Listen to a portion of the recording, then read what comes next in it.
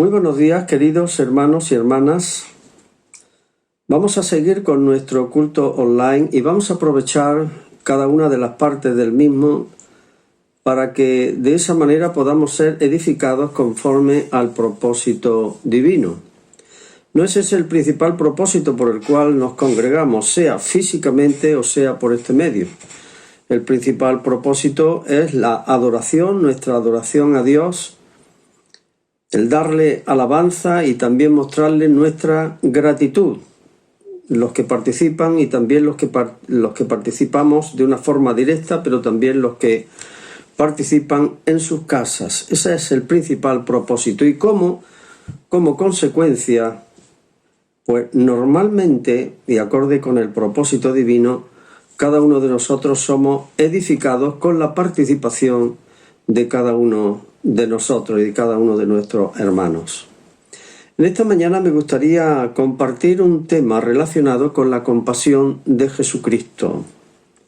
Voy a hacer una lectura en el Evangelio de San Mateo, capítulo 9, versículos 35 al 38. Dice así la palabra del Señor. Recorría Jesús todas las ciudades y aldeas, enseñando en las sinagogas de ellos y predicando el Evangelio del reino, y sanando toda enfermedad y toda dolencia en el pueblo. Y al ver las multitudes, tuvo compasión de ellas, porque estaban desamparadas y dispersas, como ovejas que no tienen pastor. Entonces dijo a sus discípulos: a la verdad, la mies es mucha y los obreros pocos. Rogad al Señor de la mies que envíe obreros a su mies. Por varias razones, este es uno de los pasajes del Nuevo Testamento por los cuales tengo mucho aprecio. Principalmente porque manifiesta el corazón de Jesús hacia la gente necesitada. Un corazón compasivo y misericordioso. Y el corazón de Jesús, cuando vio a las multitudes,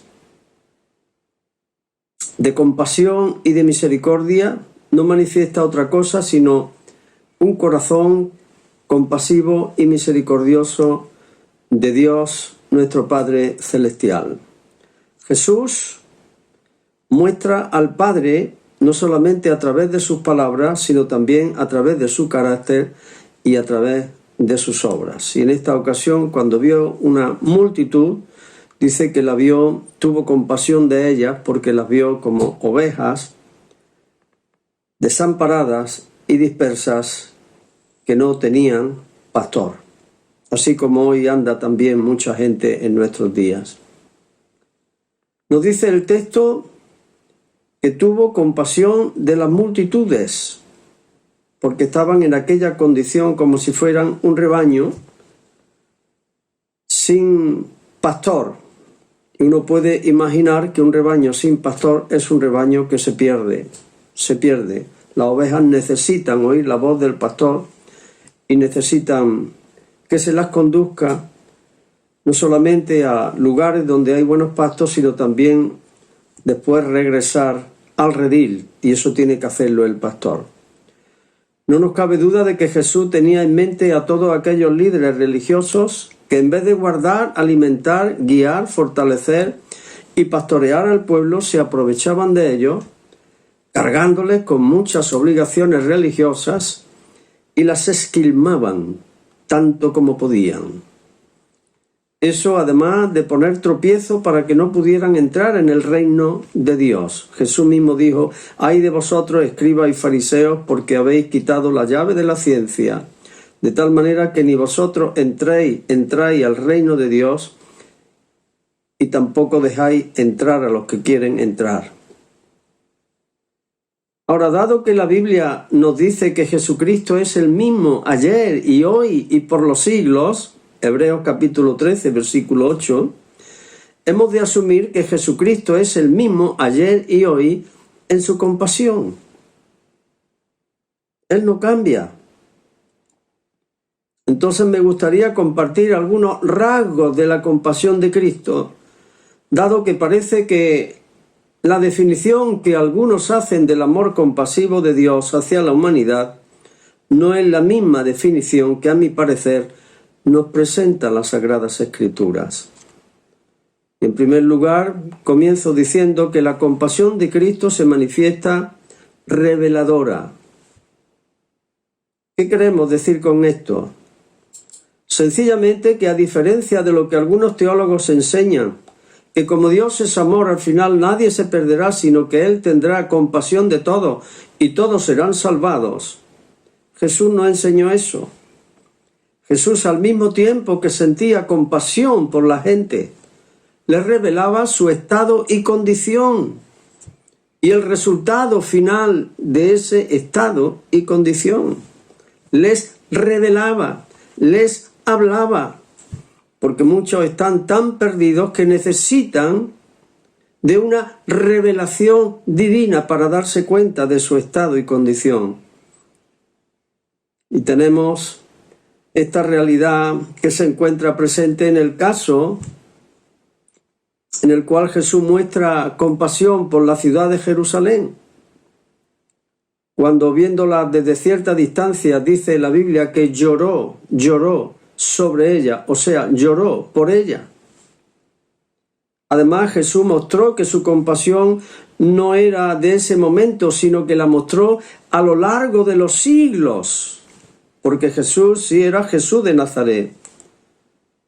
Pero el Jesús preexistente, el Hijo de Dios eterno, tuvo una relación con su pueblo y una relación en la cual también manifestó su misericordia a lo largo de los siglos. Él dijo en un lamento profundo lleno de compasión: Jerusalén, Jerusalén, que matas a los profetas y a todos cuantos te son enviados.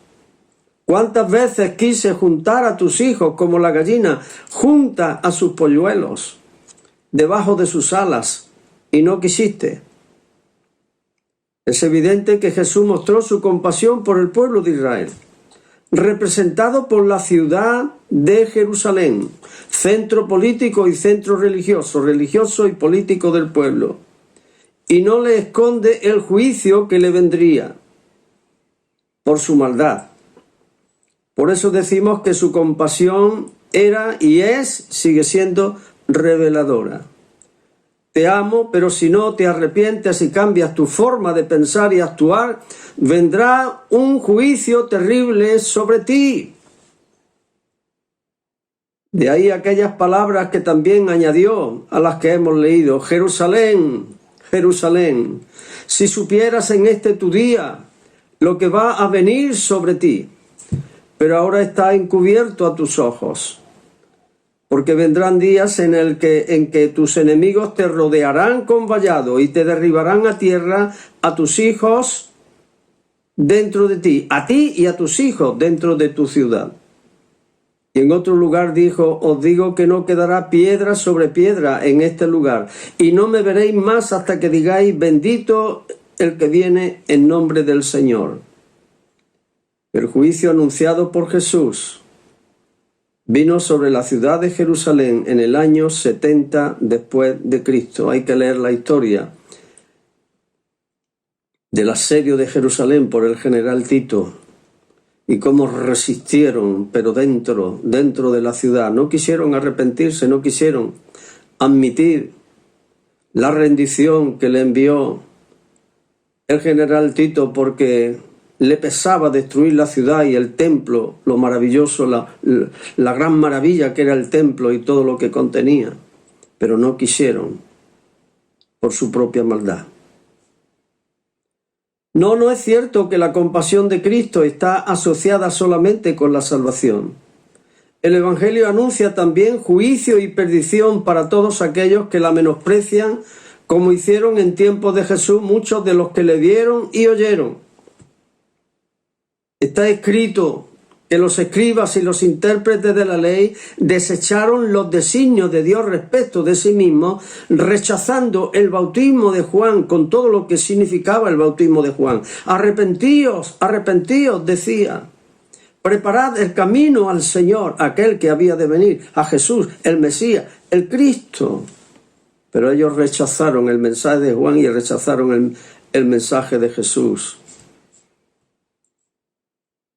El Evangelio hay que anunciarlo completo, si no, no es Evangelio. salvación o perdición.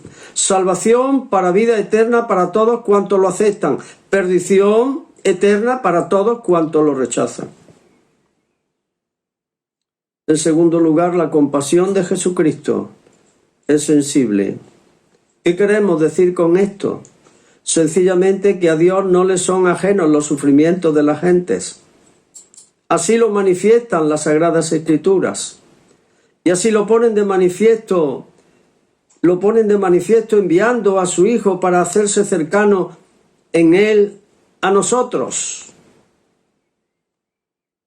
Si bien hay otras razones de la encarnación del Hijo de Dios, una de ellas es mostrar que Dios es sensible a nuestras necesidades. Y Él quiere que nosotros lo sintamos cerca, lo experimentemos y lo gocemos. En el Evangelio tenemos varios casos en los cuales Jesús manifestó su sensibilidad, la sensibilidad de Dios por los que padecen necesidad y los que sí sufren por distintas causas. El caso del leproso, ¿recordáis los que habéis leído los Evangelios? Un leproso se acercó hincando su rodilla a tierra y le dijo: Señor, si quieres, puedes limpiarme de mi lepra. Y el Señor quiso que aquel hombre sintiera lo que nunca había sentido, desde que tuvo la enfermedad de la lepra. El Señor quiso que sintiera el contacto de una mano humana, porque nadie podía tocar al leproso, aparte de se podía contagiar, pero también se contagiaba ceremonialmente, es decir, que se volvía impuro, por eso tenían que vivir aparte y tenían que llevar unas campanillas, dando a entender que aquí, avisando a la gente, aquí hay un leproso, no acerquéis, ni ellos tampoco. Estaba prohibido totalmente acercarse a la gente. Pero él vino buscando misericordia, creyendo que Jesús podía sanarles si quieres, pero tenía duda acerca de su voluntad. Si quieres, puedes sanarme. Y el Señor quiso que aquella persona sintiera el contacto de una mano humana, y eso sin hacer muecas de asco, repulsión o rechazo. Y hemos de pensar cómo debió sentirse aquel leproso cuando sintió el contacto de la mano del Señor. Y cómo debió sentirse, por ejemplo, el publicano Zaqueo cuando el Señor Jesús le dijo: Zaqueo, hoy es necesario que yo entre en tu casa y pose contigo ahí. Zaqueo, un hombre despreciado, considerado un ladrón y un colaboracionista con el Imperio Romano, mirado incluso con odio por sus conciudadanos. Pero el Señor era sensible a la más profunda necesidad de Zaqueo, como luego veremos. Y podemos hacernos una idea cómo estas personas, rechazadas por la clase religiosa principalmente y por todo el pueblo, se sintieron cuando pudieron experimentar la presencia del Señor, y no solamente la presencia, sino su aceptación y su compasión sensible. Hoy día hay muchas personas que necesitan sentir a Dios cerca, un Dios que se interesa por ellos, por ellas, y que quiere mostrar su sensibilidad a través de los canales que somos sus hijos e hijas, que habiendo experimentado su compasión sensible, podemos compartirla y hacerla real para ellos. Y no solamente en relación con necesidades materiales, sino con la principal necesidad, que es la de la salvación, pues para eso vino el Señor. El Señor Jesús, el Salvador del mundo. Y en tercer lugar, la compasión del Señor Jesucristo es perdonadora. Por eso luego, cuando seguimos al Señor en su ministerio, aprendemos que la compasión de Jesús efectivamente era perdonadora, una compasión perdonadora. Y esto es así porque el Señor sabe que el ser humano está esencialmente necesitado de perdón. Perdón de Dios. El ser humano está separado de Dios por su condición y por sus actos en contra de su ley santa, contra la cual ha faltado una y otra y miles de veces. Y de esa manera se va acumulando culpa sobre culpa, llevando un gran peso sobre su alma. Peso que a veces trata de aliviar por medio de hacer buenas obras, por medio de terapias espirituales, por medio de medicamentos. Y en otros casos pasando por encima de sus conciencias sin hacer caso a lo que sus conciencias les han venido diciendo a lo largo del tiempo. Y de esa manera sus conciencias y sus corazones se endurecen hasta petrificarse y su sensibilidad se pierde definitivamente y ya no sienten nada que tenga que ver con Dios y su santa ley.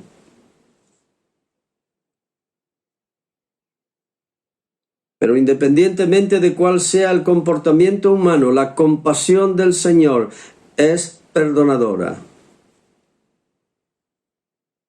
Esto quiere decir que todo aquel que tiene un encuentro con el Señor Jesús percibirá ese aspecto de su compasión tan importante y tan esencial para el ser humano.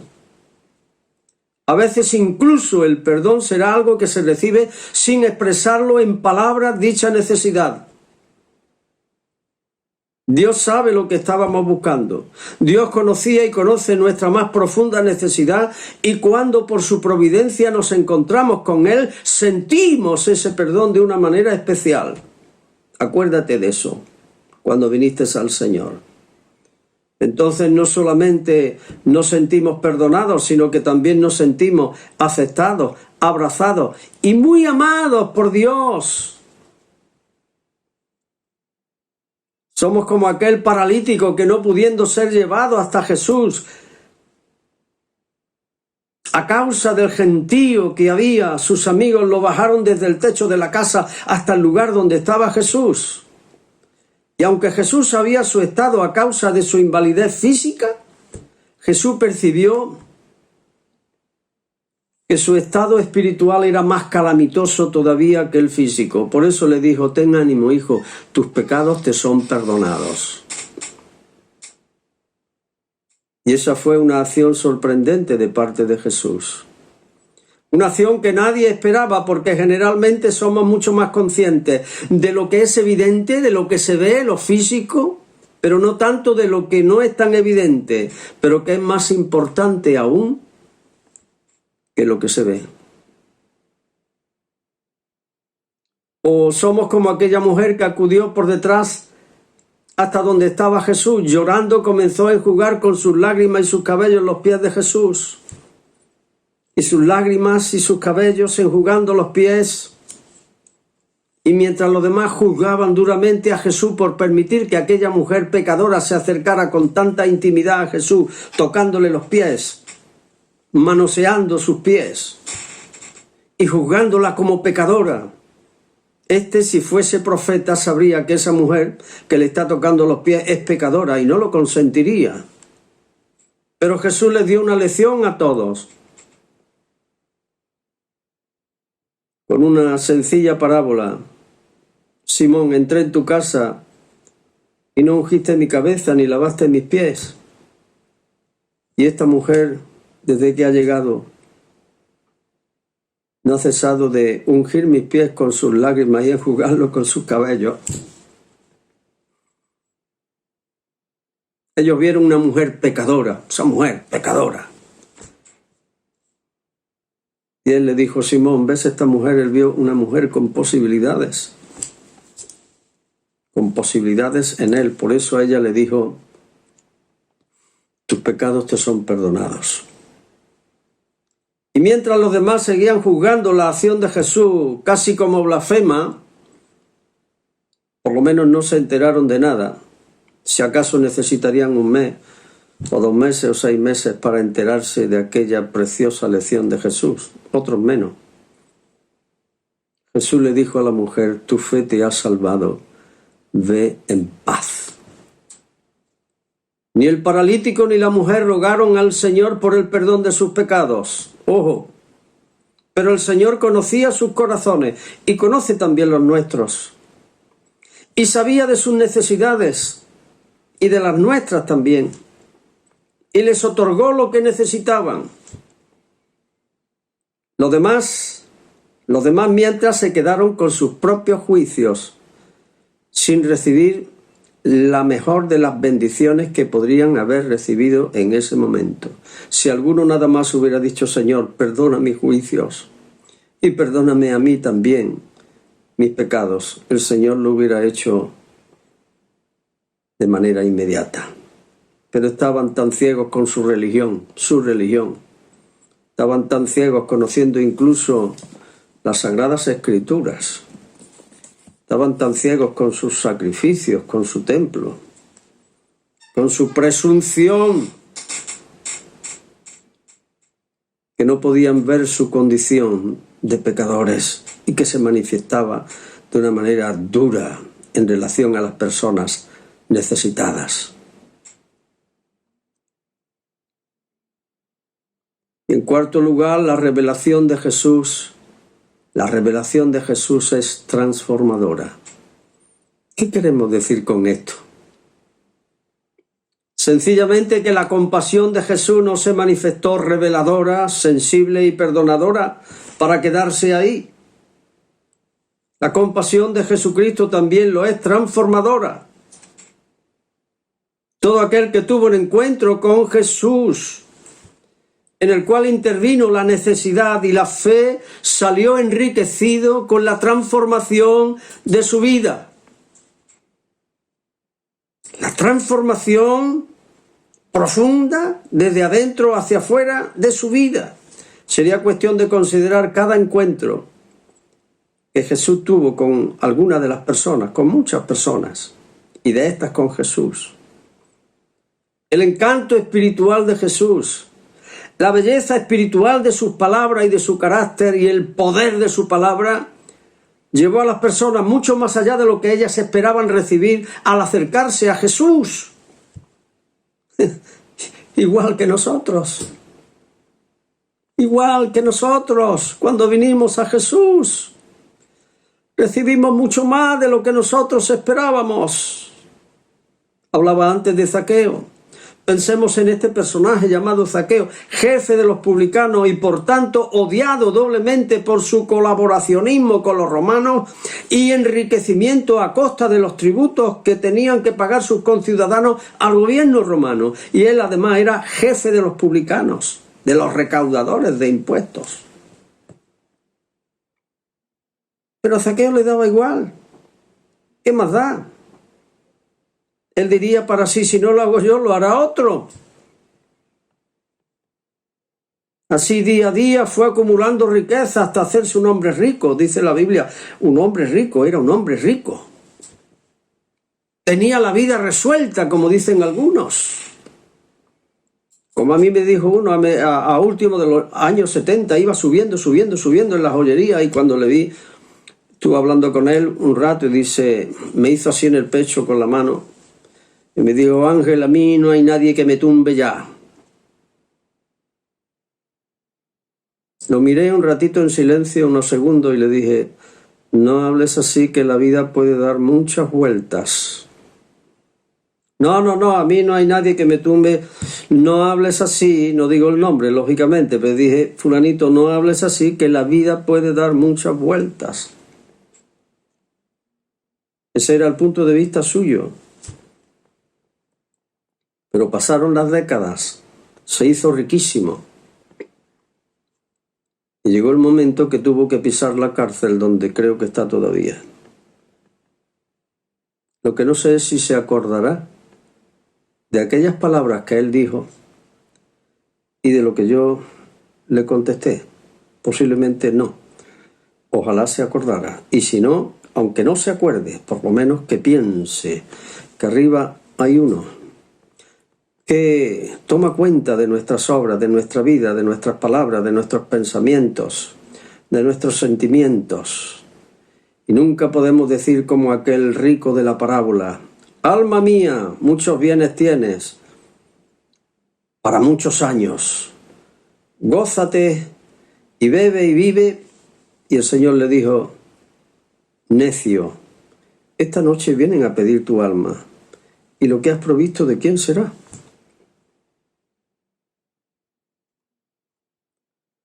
Igual que Zaqueo, Mi vida ya está resuelta, pero no, poco a poco, Dios, por su Espíritu Santo, va obrando en el corazón, a unos de una manera, a otros de otra, pero quiere llevarlos al punto de sentir, de que sientan la necesidad de Dios.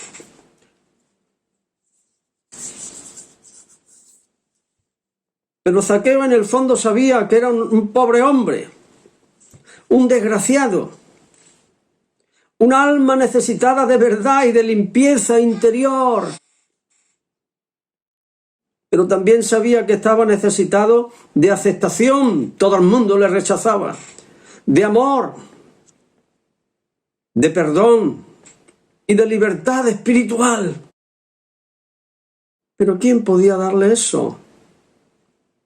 Zaqueo seguramente había oído hablar de Jesús.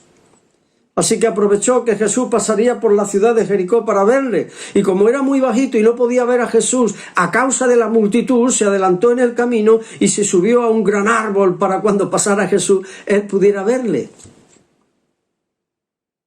Sin embargo, para su sorpresa, cuando Jesús llegó a su altura, caminando con la gente, Jesús miró hacia arriba y le dijo: Zaqueo, baja del árbol, hoy necesito posar en tu casa.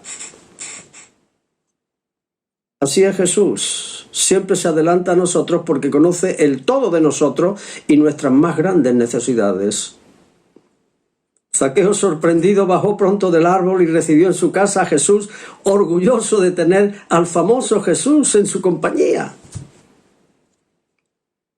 Pero Zaqueo no necesitó mucho para darse cuenta a quién había albergado en su casa. Así que, acuciado por un sentimiento mezcla de culpabilidad y de generosidad, puesto en pie, dice la Escritura, dijo al Señor: He aquí, Señor, la mitad de mis bienes doy a los pobres, y si en algo he defraudado a alguno, se lo devuelvo por cuadruplicado. Lucas capítulo 19, versículo 8.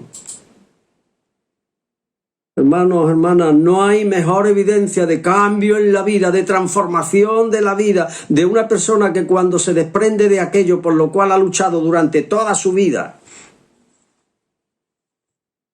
Cuando se desprende de aquello por lo cual ha luchado toda su vida porque puso en ello su total y absoluta confianza, una perfecta y completa idolatría. Cuando rechaza todo eso al haber encontrado a Jesús, habla de una transformación profunda, de raíz, de corazón. Sobre todo si lo que ha conseguido lo ha conseguido por medios ilícitos.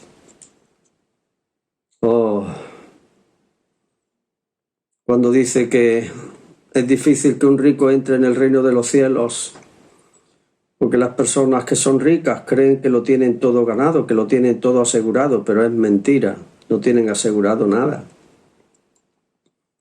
Lo de Zaqueo fue una verdadera transformación. No necesitó que Jesús le señalara su pecado de robo, de aprovecharse bajo el poder romano para enriquecerse. No necesitó que Jesús siquiera le hablara del arrepentimiento, fíjate. La sola presencia del Santo de los Santos, el justo de los justos, el inocente más que todos los inocentes juntos, fue suficiente para que Zaqueo respondiera a ese sentimiento y actuación compasiva de parte de Jesús hacia él. Jesús no le juzgó, no le condenó, no lo rechazó, no le criticó, sino que le buscó para que por medio de su compasión reveladora, sensible y perdonadora, pudiera ser transformado. Por eso al comportamiento de Zaqueo dijo Jesús: hoy ha venido la salvación a esta casa, porque él es también un hijo de Abraham. Porque el Hijo del Hombre ha venido a buscar y a salvar lo que se había perdido.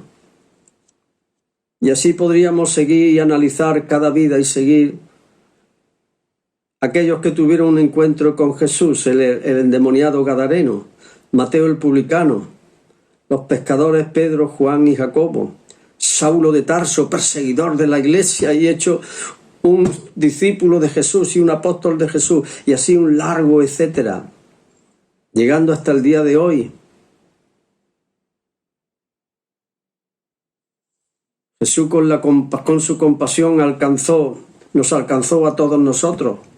Antonio Baena y María, Rafa Peralbo y Pepi, David y Elena, Cayetano y Beatriz, Rafa, Cañada y Mari, Ángel y Lola y un largo etcétera, que haría interminable la lista. Todos hemos sido alcanzados por esa compasión reveladora, sensible, perdonadora, transformadora.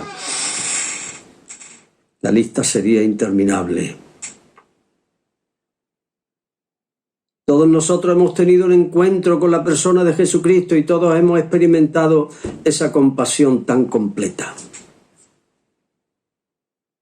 Y tú que estarás escuchando estas palabras, quizás estás pensando que también quisieras tener un encuentro con el Señor Jesús compasivo y misericordioso, para recibir el perdón de tus pecados y entrar en una relación con Dios como jamás la habías pensado. En tal caso te animo a que hagas una oración de reconocimiento delante del Señor y decirle que eres un pecador, que entregas tu vida al Señor y le ruegues que perdone tus pecados y transforme tu vida. Si lo haces de corazón y con fe, no te arrepentirás jamás, pues la Biblia dice que el que en él creyere no será avergonzado. Entrega tu vida al Señor. Ora en tus propias palabras y dile que le has estado buscando durante mucho tiempo y que ahora al escuchar su palabra tú te reconoces un pecador, una pecadora y que deseas de todo corazón que Él perdone tus pecados y te reciba como hijo, como hija suya. Y como dije, no te arrepentirás. Tu vida será transformada y experimentarás lo que nunca has experimentado. ¿Lo harás? Amén. Que así sea. Que el Señor bendiga su palabra a nuestros corazones y nos enseñe mucho más de lo que hasta ahora nos ha enseñado. Yo quiero aprender más y más y más del Señor. Amén.